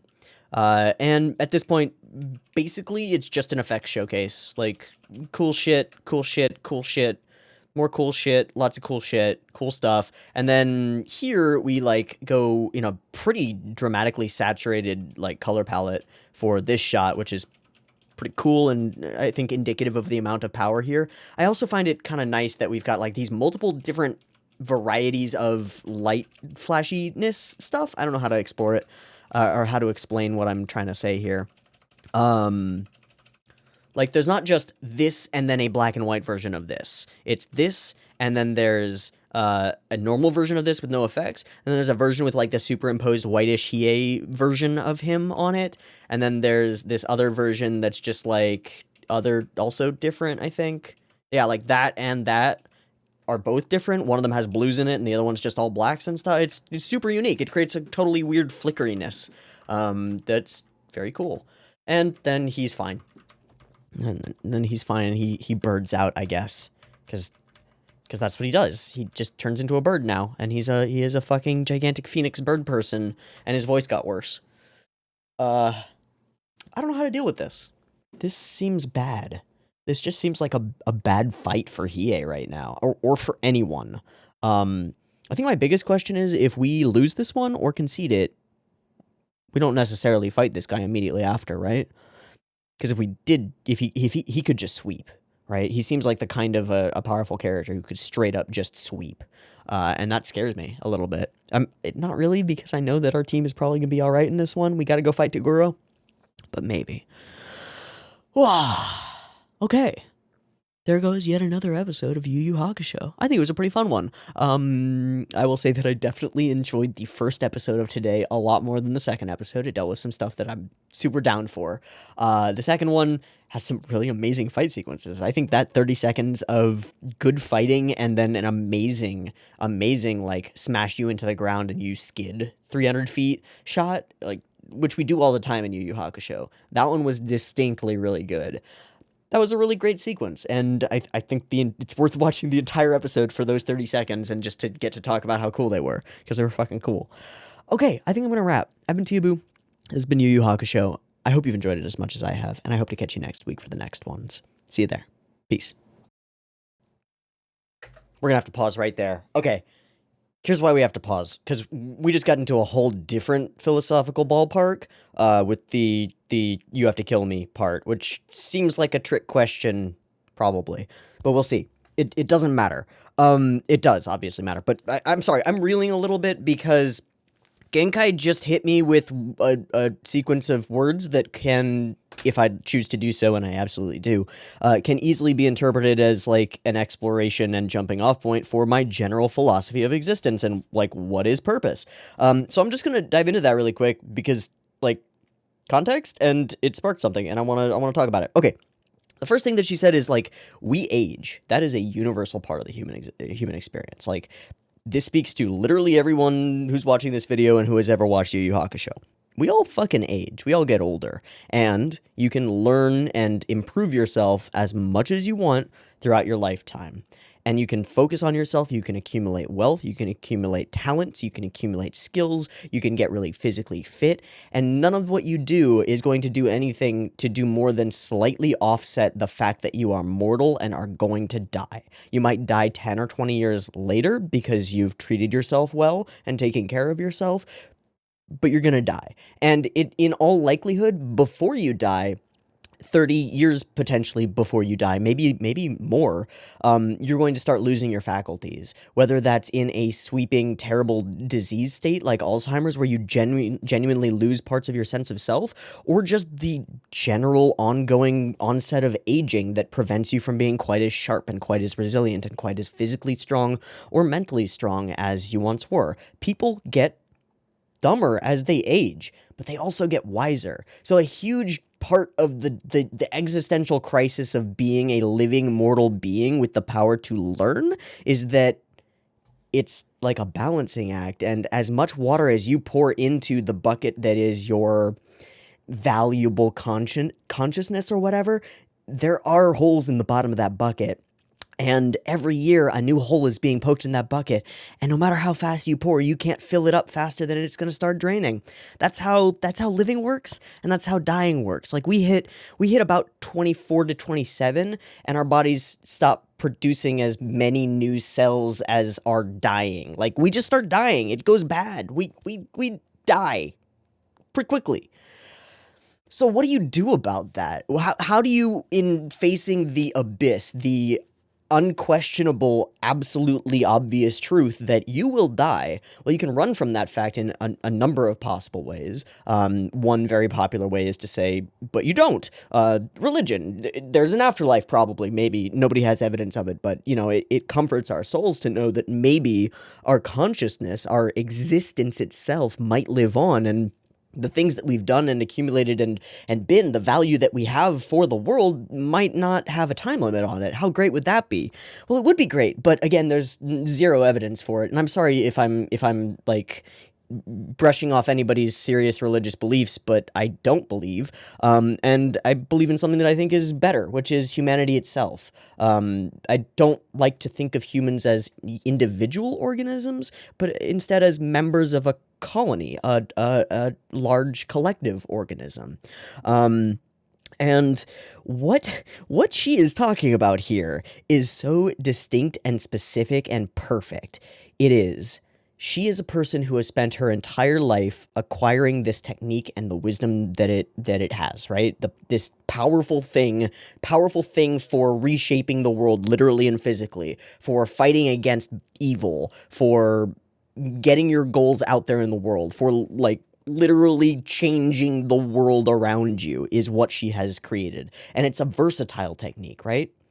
It can explode mountains, but it can also heal people who have been infested by weird backpacks of blood stuff that are mind controlling them. It's versatile and extremely powerful, right? But she's not strong enough now to use all of this collected wisdom that she's acquired. So she can now do the one thing that differentiates humans from anything else, and that is that she can take all of her knowledge and impart it on someone who's younger. It's magic. This is the entire foundation of civilization and humanity. It's not Judeo-Christian values or whatever. It's literature. It's the ability to pass on information from one generation to another, because the absolute truth is that a human being has a limited amount of wisdom that they can obtain in their life, and more importantly, every human being has a limited reach and ability to like utilize that wisdom to physically or otherwise alter the world around them, right? And all of that is on a time limit, and their ability to utilize their wisdom decreases as their wisdom increases, right? But what we can do is take that wisdom and write an instructional manual and give it to the next generation. Be like, here, you are now starting at age 15 with all of the wisdom that I have. Now, you don't have the life experiences and the other things, and that's inevitable. But some fraction of what this person has spent 80 years figuring out can be passed on to you. And in fact, what humans have spent thousands and thousands of years figuring out, all of the information of basic mathematics and science and just understanding of the world, those are all tools. Those are all spirit waves, man, right? Philosophy, psychology, understanding other people, understanding ideas like this, right? These are important things that can be passed along, and each time they are passed along, they are given into the hands of someone who is possibly more capable of wielding them as tools in their actual lifespan, because they don't have to spend all that time and energy actually going and seeking them. So I think that there is immense nobility in trying to seek information and value from things, even if you will never be able to apply it to your own life, if only because there's a chance you might be able to pass it down either to a child or in conversation with a random friend, or if you happen to have the potentially enviable position that you've literally set for yourself a year and a half ago, because this is the existential crisis, and the result of that existential crisis was this revelation about humans passing on information to each other and the value of passing on information. Maybe you might have gone ahead and created a YouTube channel where you talk about the value in media that can be passed on that lots of people see, you know, and try to like add a little bit of your own information to that bucket. I don't know, just like my life's purpose. It's fine. It's fine. I don't mean to get like too serious about this, but like this is literally why I do what I do. And it's really interesting to see that information being presented in the format of the thing that I am doing it with. It's just super neat, and I wanted to stop and talk about it. Okay. So now this is the whole point, man. Humans stand on the shoulders of giants. That's what we do. And sometimes we can be giants for future generations to stand upon. And I think both are totally cool. And I think that whole system and the whole possibility that, like, you might end, but your impact can genuinely matter, and not in some platitudinous way. I don't even know if platitudinous is a word. It is now. Not in some platitudinous way that's just like, no, everything happens for a reason. No, you have a ripple effect on the world. Well, not if you can't see it, and not if you can't see the mechanisms by which humans have ripple effects on other humans, right? The mechanisms exist. They do. And one of the biggest ones is like art and literature, especially because it conveys information over time and space without limit. And now we have the internet, which lets us like have conversations right now, but it also lets us communicate vastly more information and store it like permanently and do it like instantly and communicate and okay. I'm really excited about this because I really like this point. I wanted to pause and talk about it because it's very important and near and dear to my heart. I do want to get back to the episode. The other thing that, of course, we're dealing with is that she just said that Yusuke has to kill her. Okay. Feels like a no. Feels like the answer to that is probably no, I won't kill you. Feels like that's probably the answer. Yeah. Yeah. I wonder how Yusuke will justify it, though. Because he's being explicitly told that he must do this in order to get the thing, which is a pretty classic thing. Maybe a last minute can't really do it. Ooh. I'd rather die myself. Then we get the self-sacrifice angle as well. Boom. There's my answer for this conundrum is Yusuke returns to Genkai and says, "No, I can't do it. I'd rather die myself." And that's the answer. Boom. Okay, let's continue the episode. I'm sorry for pausing there. I just got really excited. Okay, let's go.